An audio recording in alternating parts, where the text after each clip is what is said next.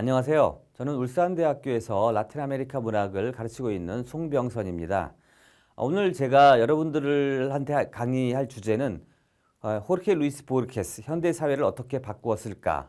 인데요. 제가 이 주제를 선택한 이유는 우리나라에서 흔히 보르헤스 그러면 환상문학 쪽으로 많이 접근을 하거든요. 근데 보르헤스는 사실 그 환상문학이라는 좁은 범주보다는 20세기 현대 사회, 24세기 현대 사회의 사고의 틀을 바꾸는데 지대한 역할을 한 작가입니다. 그래서 좀 미시적인 것보다는 좀 거시적인 것으로 이렇게 보면서 미시적인 것이 합쳐져 갖고 어떻게 거시적인 것, 좀 더 큰 차원으로 어떻게 바뀌는가, 이거를 설명하기 위해서 이런 제목으로 한번 오늘 여러분들한테 강의를 하려고 합니다. 자, 그러면 이제 혹시 모르시는 분들을 위해서 보르헤스에 대해서 간략하게 소개를 드리겠습니다. 이 보르헤스는요, 아르헨티나 작가고요. 1899년에 태어나서 1986년에 세상을 떠났습니다. 여기 지금 사진이 나오죠? 사진이 나오는데 좀 뭐라 그럴까요? 눈썰미가 좋으신 분들은 아마 좀 눈치를 챘을 텐데 이 눈을 좀 집중적으로 봐주십시오. 눈이 보면 눈이 좀 이상하죠. 이 보레스는 약 그 40살 이후부터 40살 한 50살 정도부터는 앞을 보지를 못했습니다. 유전적으로 시력에 문제가 있어가지고 앞을 보지 못해가지고 눈이 이게 초점이 약간 멍하거든요. 그런데 어쨌거나 그런 사람이 지금 20세기에 어떤 사고의 틀을 바꾸는데 결정적인 역할을 하게 됩니다. 이 보레스의 대표작은요. 픽션들, 알레프 정도 이게 두 단편집인데요. 이 여기에 수록되어 있는 단편 소설은 다 합쳐도 한 30편 정도 될 겁니다. 그러니까 이 30편 정도 되는 단편들, 특히 픽션들에 수록되어 있는 단편들이 바로 20세기의 패러다임, 20세기의 사고의 틀, 20세기 현대 사회를 바꾸는데 지대한 역할을 하게 됩니다. 그러면은 여기 이제 보면 20세기의 패러다임이라고 그러는데 그럼 과연 패러다임이 뭘까? 자, 패러다임이란 한 시대 사람들의 견해나 사고, 즉 인식의 체계를 근본적으로 규정하는 틀입니다. 그러니까 20세기의 패러다임이다. 그러면은 20세기 사람들, 우리는 21세기 살고 있지만 아마 여러분들 이 강의를 들으시는 분들은 이미 20세기를 접하신 분들도 있을 거고 아니면 뭐 부모님들이라든가 주변 사람들이 20세기를 이미 많이 살아온 사람들이기 때문에 아마 20세기라고 해도 아마 굉장히 친숙하게 들릴 겁니다. 그럼 과연 20세기 사람들의 견해나 사고는 무엇일까? 이거는 쉽게 얘기하면 과학적 사고방식이라고 아마 정의를 내릴 수 있을 겁니다. 이 과학적 사고방식이 20세기의 어떤 사고의 틀을 규정을 하거든요. 그래서 이 과학적 사고방식, 이것이 과연 어떤 문제가 있는가? 이 과학적이라는 것 자체가 인간이 만들어낸 어떤 뭐라 그럴까요? 논리에 의해서 진행이 되는데 이것이 갖고 있는 문제는 무엇인가를 이 보르헤스가 자기 작품을 통해서 보여주게 되는 겁니다. 근데 이 패러다임이라는 말은 이 토머스 쿤이 과학혁명의 구조라는 책에서 제안한 겁니다. 이 과학혁명의 구조라는 책은 보르헤스에게서 굉장히 많은 영향을 받은 책으로 알려져 있죠. 그래갖고 한 시대의 사회 전체가 공유하는 이론이나 방법, 문제의식 등의 체계를 의미하는데요. 뭐 좀 전에 얘기한 거랑 큰 차이는 없을 것 같습니다. 이게 가령 보면은 20세기 아니면 그 한 시대를 갖고 있는 근본적인 사고의 틀이 무엇이냐. 그런데 이런 틀은 영원히 안 변하는 게 아니라 이게 시대에 따라 변한단 말이에요. 그래서 이런 틀의 변화는 어느 하나가 그르고 다른 것이 옳다는 게 아닙니다. 그러니까 이 틀이 변하게 되는데 그 이전 것이 그 이전 것은 틀렸다가 아니고 좀 우리가 지금 살아오는 사회와는 좀 다르다라는 차원에서 여러분들이 인식을 하면 될 것 같고요. 그래갖고 당대 사회 전체가 갖는 신념과 가치 체계가 변한 것을 의미할 때가 이제 바로 패러다임이 바뀌었다라고 얘기를 하게 되는 겁니다. 자, 그러면 다시 20세기 패러다임을 바꾼 인물이다. 그러니까 20세기 사고의 틀을 바꾼 주역이다라고 여러분들이 생각을 하시면 됩니다. 그리고 탈구조주의와 포스트 모더니즘의 선구자인데 이것 자체도 사실 과학적 사고방식과 굉장히 밀접한 관련을 갖고 있습니다. 왜냐하면 우리가 탈구조주의를 얘기하기 위해서는 구조주의를 알아야 되거든요. 탈이라는 건 거기서 벗어나는 거니까요. 이 구조주의는 과학적 사고 방식의 이 하나의 그 뭐라 그럴까요? 하나의 방법인데요. 하나의 그 분야인데요. 문학 작품이라든가 인간의 사고를 어떻게 심층적 차원에서 규정할 수 있을 것인가. 그러니까 겉으로 볼 때는 굉장히 다른 것 같은데 그러니까 이 심층적으로 들어가면 어떠한 구조에 의해서 그러한 사고가 나오는가를 밝히는 게 구조주의거든요. 이 구조주의의 기본 원칙은 이분법입니다. 그리고 포스트 모더니즘의 선구자 이렇게 나오는데 포스트 모더니즘 또 얘기하려면 모더니즘을 알아야 돼요. 그래야 포스트가 나오는데 포스트라는 거는 모더니즘 이후라는 뜻 아닙니까? 사실 탈구조주의라고 얘기를 했는데 여기는 이제 우리말로 탈이라고 하는데 여기도 사실 포스트입니다. 그러니까 포스트 구조주의와 포스트 모더니즘인데 여기서 포스트는 시기적으로는 이후이지만 아마 구조주의와 모더니즘과는 굉장히 많은 차이를 갖고 있는 이러한 어떤 성향들을 보이고 있습니다. 어떻게 보면 거의 반대라고 봐도 되는데 시기적으로는 이후 그러나 어떤 근본적인 면은 이어지지만 그것과는 굉장히 많은 차별성을 갖고 있다라고 여러분들이 아시면 될 것 같고요. 요거는 좀 이따가 과학적 사고방식을 한계를 설명하면서 다시 아마 같이 묶어가지고 설명이 될 것 같습니다. 그 다음에 소설의 죽음에서 소설을 희생시킨 작가다 그러는데 얼핏 그 보레스 작품을 읽으신 독자들은 아니 보레스 작품 자체가 어려워가지고 읽을 수가 없는데 어떻게 소설을 희생시켰을까? 아마 이런 생각을 하시는 분들도 있을 겁니다. 그런데 여기서 소설의 죽음이라는 것은 뭐냐면 이 1960년대 정도에 미국이나 유럽에서 이 작가들이 소설을 쓰는데 쓸 주제가 없다라고 얘기를 합니다. 그러니까 뭐 소설에서 쓰는 주제야 뭐 뻔하지 않겠습니까?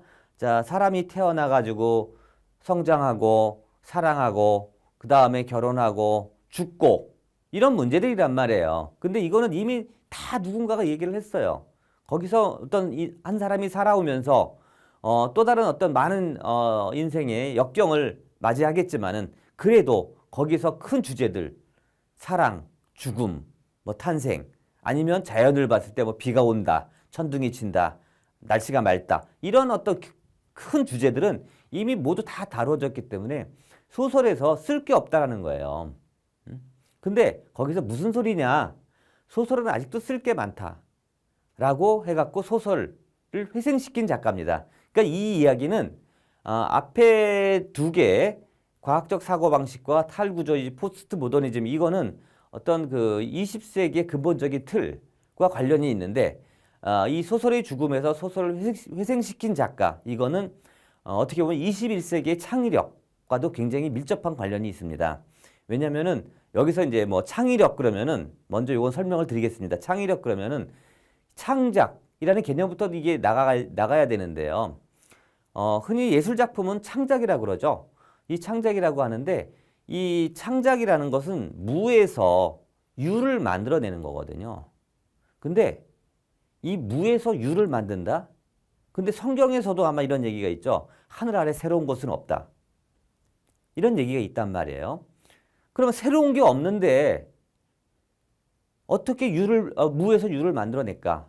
무에서 유를 만드는 거는 뭐 하느님이라든가 신이라든가 이런 사람밖에 가능하지 않거든요. 응? 그러니까 이제 그 창의력, 창작이라는 개념을 이 보레스가 다르게 해석을 합니다. 뭐냐면은 무에서 유를 만들어내는 게 아니라 유에서 유를 만들어내는 겁니다. 그러니까 기존에 있던 걸 가지고 그것을 쉽게 얘기하면 재활용하는 거죠. 재활용해갖고 약간의 변화를 줘가지고 또 다른 걸 만들어내는 겁니다. 어떻게 보면 21세기 창의력은 이 무에서 유를 만들어내는 게 아니고 기존에 있었던 것들을 갖다가 뭐 기능적이라든가 뭐 기능이 너무 많으면 기능을 좀 단순화시키거나 아니면 정말 중요한 기능이 있는데 그게 없거나 했을 때 그 기능을 첨가시킨 거나 해가지고 거기다가 뭐 플러스 하거나 마이너스 해가지고 약간의 변화를 시켜가지고 만드는 게 지금의 창의력이거든요. 어떻게 보면은 이 보레스가 얘기하는 소설의 죽음에서 소설을 회생시켰을 때 얘기했던 유에서 유를 만들어낸다. 즉 중요한 것은 그런 창작이라는 과거의 창작이라는 개념이 아니라 그것을 어떻게 재활용할 수 있느냐의 문제다라고 얘기하는데 그게 이제 쉽게 얘기하면 소설에서 얘기하면 뭐 상호 텍스트다 뭐 이런 얘기를 하는데요. 이제 그런 어떤 그 개념을 가지고 바로 21세기의 창의력을 얘기하게 되는 거죠. 자, 그리고 이제 약간 현대 환상 문학의 거장이라고 그러는데 우리나라에서는 흔히 보레스를 얘기하면 거의 10중 8구 현대 환상 문학의 거장이라고 얘기를 합니다. 근데 여기서 여러분들이 주의 깊게 봐야 될 게 현대라는 문제예요. 환상 문학 이거는 뭐 19세기, 18세기, 19세기 뭐 예를 들어 드라큘라라든가 아니면 뭐 프랑켄슈타인 뭐 이런 옛날부터 왔던 어떤 공포물 이거 전부 환상 문학이거든요. 아니면 여러분들이 20세기 말에 있었던 뭐 반지의 제왕이라든가 아니면 해리포터 이야기 이게 전부 환상이라고 한단 말이에요. 근데 사실은 그거는 19세기식 환상이란 말이에요. 반지 제왕이라든가 뭐 해리포터 이야기는 그 현대 환상 문학의 범주에는 들어가지 않습니다. 약간 많은 차이를 보이고 있어요. 그래서 이런 문제들도 한번 간단하게 여러분들의 설명을 드리려고 합니다. 자, 그 밑에 이제 이렇게 써 있죠. 보레스의 작품집 픽션들과 알레프는 20세기 후반의 문학뿐만 아니라 정치, 문화, 사회, 과학, 철학 등에 걸쳐 기존의 패러다임이 또 나오는데 기존의 틀, 그러니까 과학적 사고방식이죠. 를 바꾸는데 결정적인 역할을 한 작품이라는 얘기입니다. 이런 점에서 이 작품들은 문학이 사회를 반영할 뿐만 아니라 그러니까 문학이 사회를 반영한다. 이게 반영론인데요. 반영론은 뭐 굉장히 흔히 많이 다루는 얘기입니다. 많은 사람들이 어떤 작품을 다룰 때 작가의 삶, 작가의 생애를 먼저 연구하죠.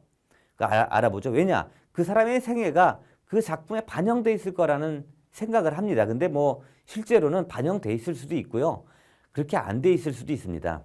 예를 들어 사회를 반영하는 대표적인 장르가 리얼리즘 사실주의인데요.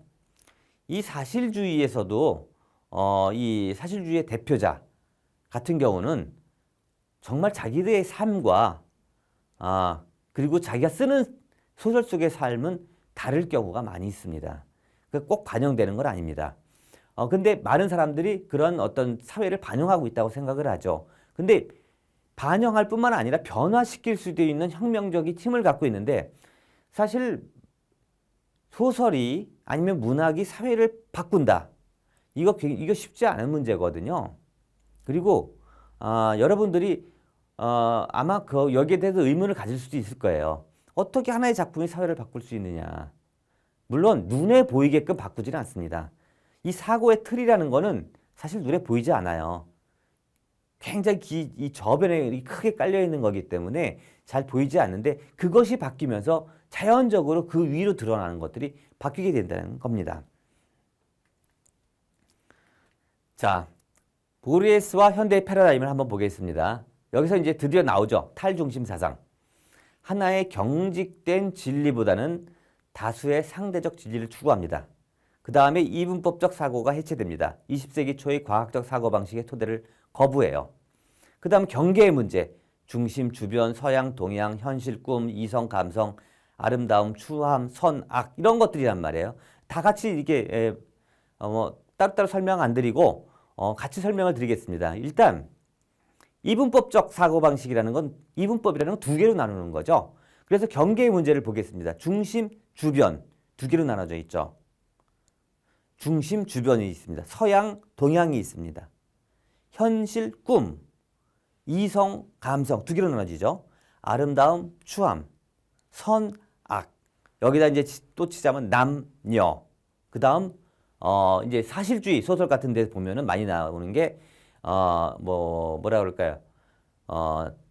그 기업가 아니면 사용주와 노동자 이렇게 두 개로 나눠진단 말이에요.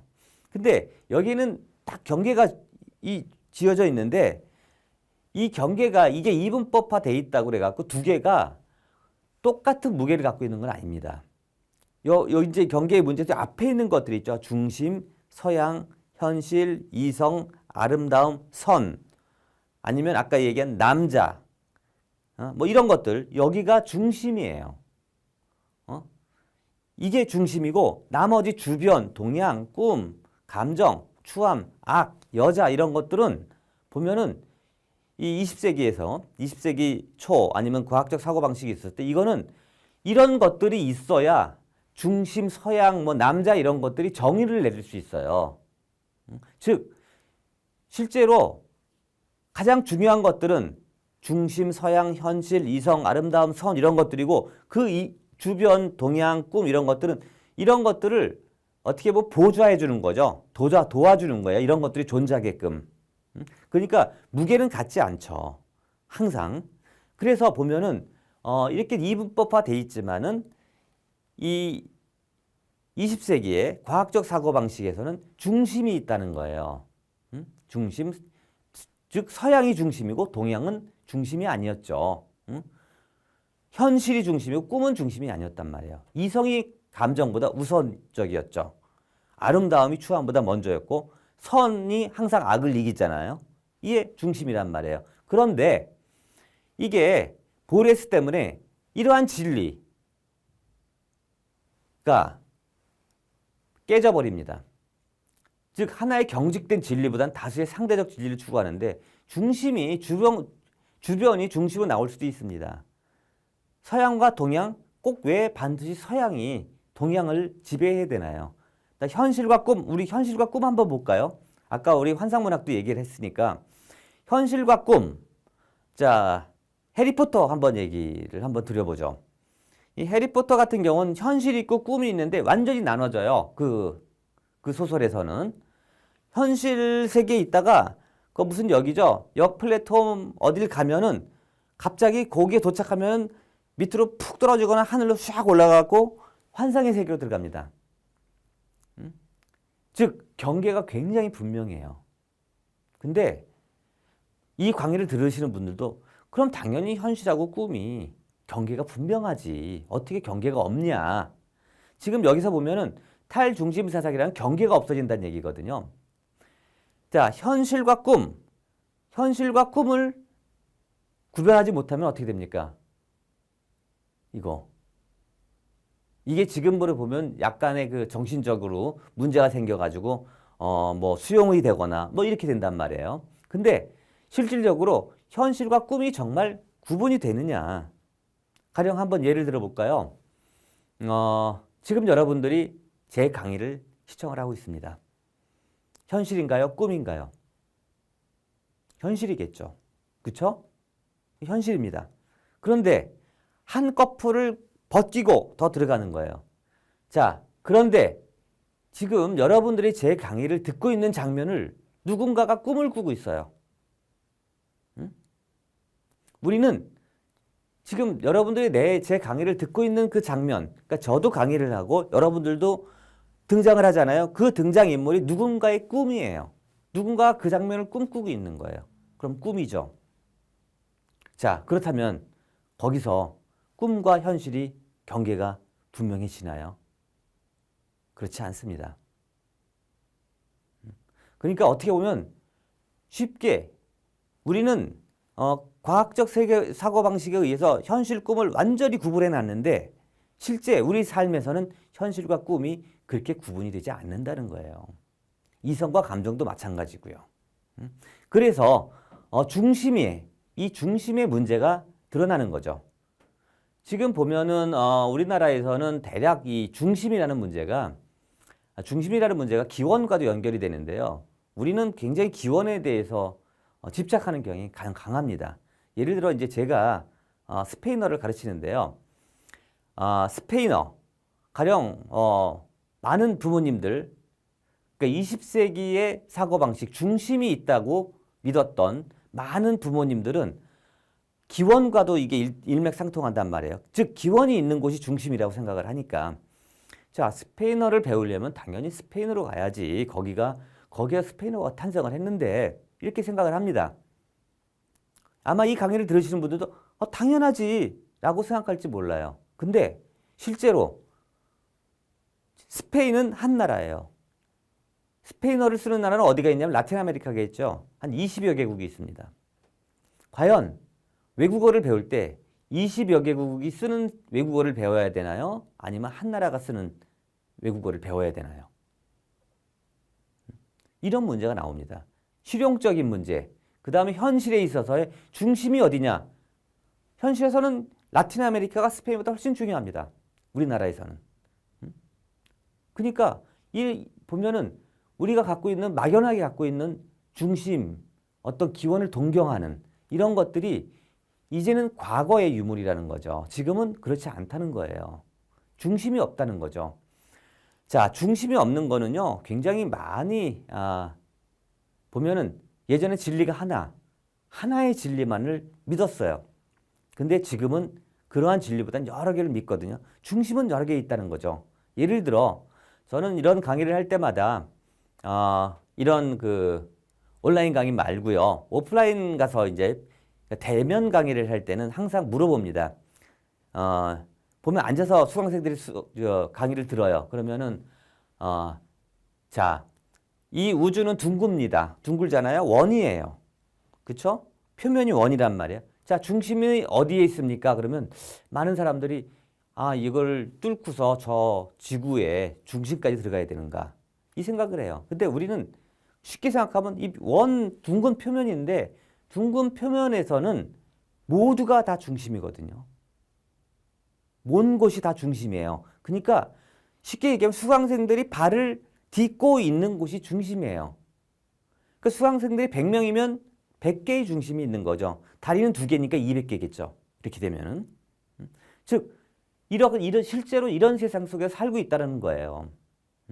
그래서 진리가 단 하나가 아니라 여러 개라는 거죠. 즉, 진리가 여러 개라는 얘기는요, 진리가 없다는 얘기죠.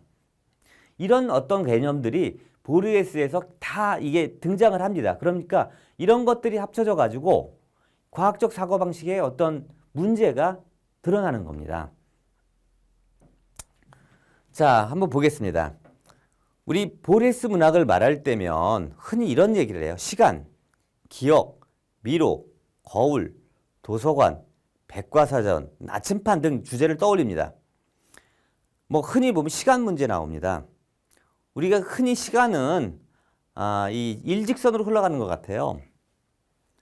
여러분들도 이제 보면은 어렸을 때 태어나가지고 성장하고 학교 다니고 이게 일직선으로 흘러가는 것 같잖아요. 근데 우리가 느끼는 시간은 사실 그 시간은 아니에요.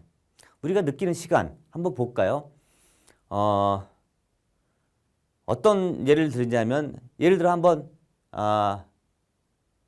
사랑을 하다가 버림을 받았을 때 한번 얘기를 해볼까요? 자, 어떤 사랑하는 사람한테 버림받았을 때 정말 그 충격은 크잖아요. 근데 약간의 그 충격이 가시면 이 징조가 언제부터 있었을까 생각을 해요. 그러면은 이런 생각이 들어요. 이게 며칠 전에 있었는데 하다가 그 생각을 하면 또 다시 아니야. 훨씬 그 전에도 있었어. 하고 또 훨씬 뒤로 올라갑니다. 그러다가 또 아니야. 또 이런 생각도 합니다. 그때도 있었는데 하고 이 시간이 단순하게 우리가 논리적으로 옛날에 처음부터 쫙 진행되는 게 아니라 우리가 생각하는 시간은 돌아갔다가 또 돌아갔다가 앞으로 왔다가 아니면 그 생각을 했다가 또 뒤로 갔다가 이렇게 계속 왔다가 돌아갔다가 왔다 돌아갔다 이런 시간으로 구성이 됩니다. 이게 어떻게 보면 주관적 시간일 수도 있지만은 훨씬 더 우리가 느끼는 시간이에요. 기억. 흔히 영화를 한편 봅시다. 영화를 보는데 그 기억을 갖고 이야기를 할 때 되면은 그 영화를 본다고 하나의 똑같은 영화를 본다고 본 사람들이 그 영화 스토리를 얘기할 때 다 똑같은 게 아니에요. 자기가 기억하고 싶은 부분들이 있어요. 그 부분이 굉장히 많이 강조가 됩니다. 달라요. 그러니까 객관적으로 기억할 수가 없는 거죠. 미로. 자, 미로 문제는 이제 조금 복잡한데요. 미로는 이제 우리가 옛날 저쪽 고대 그리스 로마 신화에 있던 어떤 미로를 한번 생각해 봅시다. 그 중심에는 누가 있나요? 미노타우루스가 있죠. 반인 반마죠. 어떻게 보면 반인 반우죠. 소이기도 반은 소고 반은 인간인 괴물이 있습니다. 그 미로의 중심에 이제 그 사람이 있어요. 근데 우리가 그 미로를 들어가요. 뭐 제사도 지내고 하면서 뭐 몇 년에 몇 명씩 들여보내는데 그 사람들이 미로를 헤매다가 중심에 딱 도착하는 순간 괴물이 있어요. 그 괴물이 그들을 잡아먹습니다. 그 사람들이 만약에 살아나오면은 아 중앙에 누가 있더라 뭐가 있더라 얘기를 해줄 수가 있습니다. 근데 죽어버려요. 쉽게 얘기하면 보레스 작품에서는요 또 항상 주인공들이 어떠한 진리를 아는 순간 깨닫는 순간 죽어요. 얘기를 못하고 죽습니다. 즉 그 사람들이 깨닫는 순간의 진리는 영원히 베일에 쌓여 있는 거죠. 알 수가 없습니다. 즉 그러다 보니까 여러 생각들이 나오는 거죠. 진리가 여러 개 나오는 겁니다. 도서관, 백과사전 두 개만 간단하게 설명을 드리겠습니다. 백과사전 또 나중에 나오니까요. 도서관 갖고 한번 얘기를 해보겠습니다. 도서관, 여러분들 도서관 가면은요. 장서가 얼마나 굉장히 체계적으로 정리되어 있죠. 인간이 만든 체계 중에 가장 정말 체계적이라고 말할 수 있는 것이 도서관일 겁니다. 왜냐하면 100만 권, 200만 권, 300만 권 책이 있어도 그 번호만 알면 우리가 정확하게 찾아낼 수 있거든요. 이게. 그만큼 체계적이라는 얘기죠. 근데 도서관에 가면은 여러분들이 어떤 생각을 하는지 모르겠습니다. 가령 100만 권의 장서가 있는 도서관을 가봅시다. 자, 가는데 어떤 사람은 이 많은 책을 어떻게 다 읽을까? 나는 이 중에 몇 권이나 읽을 수 있을까 평생. 이렇게 정말 착한 생각을 하시는 분들도 있고 저처럼 게으른 사람은 아니 책이 왜 이렇게 많아? 이 많은 책을 뭔가 딱 요약해 주는 책이 없을까? 즉 100만 권이 있으면 책이 똑같지는 않을 거 아니에요? 그러니까 조금씩은 달라요. 다 근데 최소한의 하나의 진리는 책에 있을 거예요. 그러니까 100만 개의 진리가 있다는 얘기인데 그것보다 정말 이 세상의 진리를 100만 개의 진리를 서로 이렇게 얘기하지 말고 정말 한 200페이지, 300페이지 정도 되는 책 하나가 세상의 진리를 설명해 주는 책이 있다 그러면 그 많은 책이 필요가 없단 말이에요. 그렇지 않겠습니까? 그런 책이 없을까? 근데 그런 책이 없습니다. 즉 진리가 없어요. 진리가 없기 때문에 그렇게 많은 거거든요. 그렇게 많기 때문에 어떻게 보면 굉장히 체계적으로 돼 있지만 그 안 자체는 100만 개의 진리가 있다는 건 그건 혼돈이거든요. 혼란이거든요. 그러니까 이렇게 보는 겁니다. 보레스 문학이 바로 이제 그런 것들을 다루는 거예요. 겉으로는 굉장히 체계적이고 과학적인 것 같지만 그 안으로 들어가면 혼돈 그 자체다라는 걸 보여주는 거죠. 이런 것들과 더불어 그는 환상과 형이상향을 이용해 새로운 우주를 창조하는 데 성공합니다. 그러니까 진리를 찾아요. 우리가.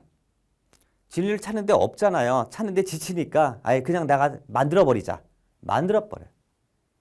그리고 이 우주를 통해 인간이 만든 거니까 우리가 당연하다고 생각하는 진리들 있잖아요. 무의식적으로 우리가 이건 이거야 라고 얘기하는데 그 진리들의 어두운 영역, 즉 그건 진리가 아니라는 거죠. 그걸 찾아내서 기존의 질서를 전복시킵니다. 그렇게 과거의 것을 완전히 전복시켜버리니까 어떻게 보면 굉장히 반항적인 거고 굉장히 혁신적이고 혁명적인 거죠. 그렇게 보르헤스는 합리주의적이며 과학주의적 세계관, 즉 영원불변의 진리를 대표하는 과학적 확실성. 과학이라는 거는 변하면 안 되잖아요. 근데 영원불변의 진리인데 과학도 바뀐다는 거예요. 예를 들어 과학의 기본적인 개념이 뭡니까? 가장 빠른 건 속도가 가장 빠른 게 빛이죠. 근데 만약에 그 가정 하에서 지금의 과학이 지금 이루어졌는데 빛보다 빠른 게 발견이 되면 어떻게 되나요? 과학 무너지죠. 그렇죠. 어떻게 보면 과학이라는 거, 그러니까 보레스가 항상 얘기하는 거, 자 만유인력의 법칙이라든가 중력 같은 것들, 자 뉴턴이 사과나무에 없었으면, 사과나무 아래에 없었으면 과연 발견했을까요? 그 법칙을? 발견 못했을지도 몰라요. 근데 뉴턴이 사과나무 아래에 있었던 것은 우연이잖아요. 그 우연에 의해서 필연이 만들어지는 거란 말이에요. 그 우연이 토대가 되기 때문에 우연성이 토대가 되기 때문에 이러한 필연성, 논리성, 과학성이 이러한 이 토대가 굉장히 허약하다는 거죠. 그 보리에스는 그런 거를 주장하는 겁니다. 이 보리에스 덕택의 현대사회는 진리라는 이름으로 수용되거나 이성적으로 포장된 모든 것이 결국은 인간이 만들어낸 또 다른 허구임을 깨닫게 되는 건데, 자, 진리라는 이름으로 수용되는 거, 이거 굉장히 많습니다. 나치즘도 그랬고요. 이걸 악용하게 되면은 정말 인간을 탄압하고 이런 어떤 방식으로도 많이 써요. 그리고 이성으로 포장됩니다. 이성으로 포장되니까 그것이 진리처럼 다가오는데 결국은 그것도 인간이 자기들이 필요에 따라서 만들어낸 거라는 거죠. 즉 허구라는 거예요. 거짓말이라는 거죠. 자, 그래서 이제 예를 보는 겁니다. 이 보리스에게 영향받은 사람들은 굉장히 많은데요. 20세기 말에 어떤 그 정말 유명한 작가들은 거의 다 받았고요. 철학자들도 마찬가지입니다. 이 라틴 아메리카 쪽에서는 보리스가 이러한 그 사상들, 지금 얘기하는 그 과학적 사고방식에 근거한 이런 것들을 논리적으로 얘기하지는 않습니다. 이 사람 작품을 통해서 얘기를 하죠. 근데 이 라틴 아메리카 쪽은 이러한 그 창의성 같은 것들이 뛰어나요. 근데 그래갖고 작품으로, 예술성으로 얘기를 하고 그것들을 체계화시키고 그 다음에 이론으로 만드는 거는 주로 미국이라든가 유럽에서, 특히 프랑스 이쪽에서 많이 진행이 됩니다. 이건 이제 미셸 푸코의 얘기를 하는 건데요. 이 책의 발상은 이런, 이제 미셸 푸코가 얘기를 합니다. 이 책은 어떤 책이냐면 말과 사물이라는 책입니다. 미셸 푸코의 대표작이죠. 보리에스에 나오는 한 원문을 읽었을 때 간직해온 나의 사고, 우리의 시대와 풍토를 각인해주는 우리 자신의 사고, 즉 패러다임이죠. 의 전 지평은 그 패러다임을 산산이 부셔버린 웃음으로부터 비롯됩니다. 이 원문은 다음과 같이 기록하고 있는 중국의 한 백과사전을 인용합니다. 자, 백과사전인데요. 이렇게 써 있어요. 동물은 다음과 같이 분리된다. 이건 보리에스가 어떤 에세이에서 쓴 거예요. 근데 보리에스 에세이는 이 소설과 자기의 허구와 거의 뭐라 그럴까요? 제대로 구분이 되지 않습니다. 그러니까 이 사람의 픽션, 이 사람의 단편 소설은 에세이 같고요.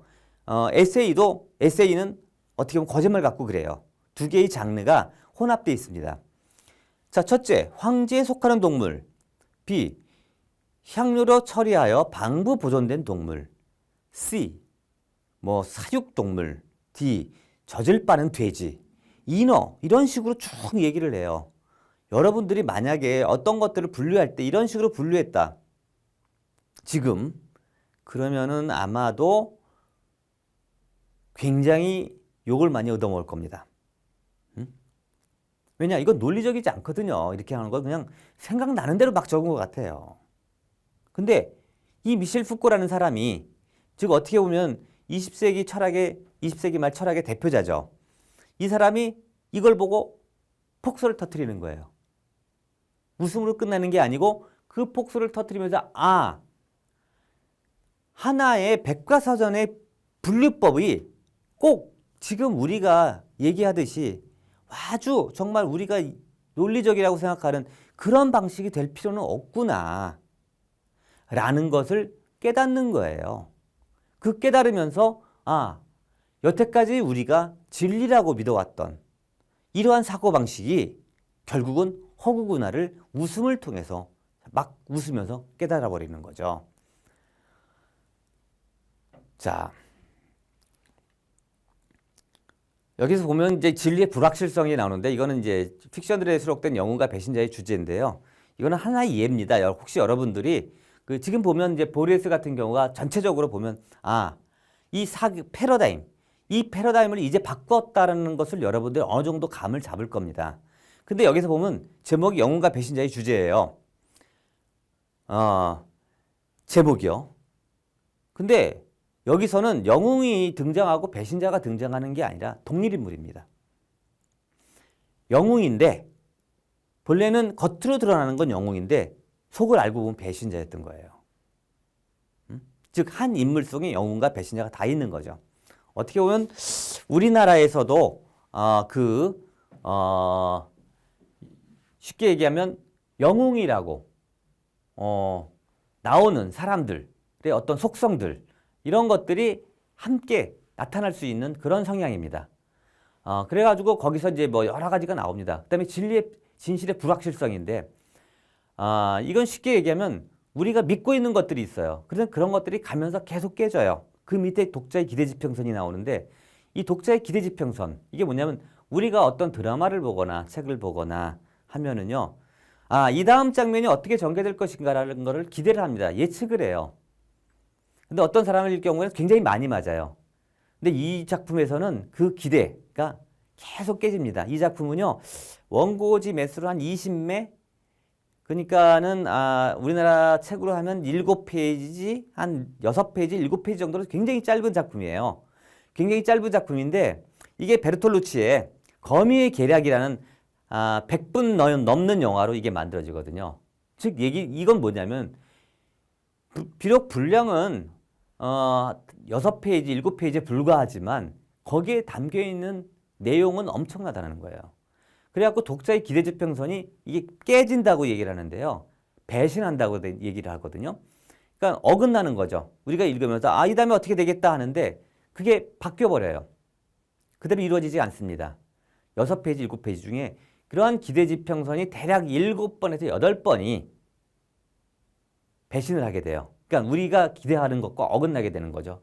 만약에 이제 이럴 경우에 우리가 책을 많이 읽었거나 뭐 드라마를 많이 봤거나 나는 뭐 이런 쪽에 나도 뭐 좀 한가닥 한다 하고 얘기를 하는 사람들이 이랬을 땐 이렇게 진행이 돼야 돼 라고 나오는데 그런 것들이 이 조그만 6페이지, 7페이지 중에 7번, 8번이 배신된다, 깨진다고 한번 보세요. 맨 처음에 깨지면 그럴 수 있지 뭐 한두 번 깨지는 거야 뭐 하는데 이게 계속 깨집니다. 그러면은 한 4번, 5번째 가면 불안해져요. 본인은 확실했는데 그러니까 그 이전에 자기 지식에 의해서 이건 확실해요. 이건 이렇게 갈 수밖에 없다고 생각했는데 이게 중간에 너무나 계속 해갖고 5번 정도 깨져요. 4번. 그럼 그 다음부터는 불안해. 이게 맞을까? 이 불안해지거든요. 근데 그게 7번, 8번이 반복이 됩니다. 그러면서 이렇게 독자가 확신하고 있었던 것이 그게 옳지 않다 해갖고 불확실을 계속 심어주는 작품입니다. 그래서 이런 작품을 한번 읽어보시면 보레스가 패러다임을 어떻게 바꿨는가 이제 이 작품에서 굉장히 유명한 말이 하나 나와요. 여기는 제가 안 썼는데 역사가 반복되는 것 역사가 과거의 역사를 반복하는 것도 놀라운데 역사가 소설을 반복한다. 이거는 있을 수 없는 얘기다 라는 대목이 나옵니다. 근데 지금 보면은 사실은 보레스가 이 작품에서 얘기하는 자기 작품에서 얘기하는 어떤 패러다임의 배신들 패러다임의 틀이 바뀌는 이런 것들을 지금 우리가 역사 속에서 살고 있거든요. 그래서 제가 이 작품을 선정을 했고 여러분들이 이걸 읽으면서 그러니까 뭐 과학적 사고방식이 잘못됐다 뭐 어땠다 이렇게 보레스는 노골적으로 얘기하지 않습니다. 작품을 통해서 계속 얘기하는데 그런 것들이 그런 효과들이 결국은 앞에서 얘기했던 패러다임의 변화로 나오게 된다는 것이죠. 자, 이렇게 이번 강의는 간략하게 패러다임의 변화만을 가지고 여러분들에 설명을 드렸습니다. 이것으로 이번 강의는 마치도록 하고요. 여러분들이 보레스를 이해를 할 때 좀 이렇게 미시적인 것, 환상문학 뭐 이런 거로만 너무 집착하지 마시고요. 좀 더 큰 차원으로 이해를 하시면 좋을 것 같습니다. 그러면 이것으로 강의를 마치도록 하겠습니다. 감사합니다.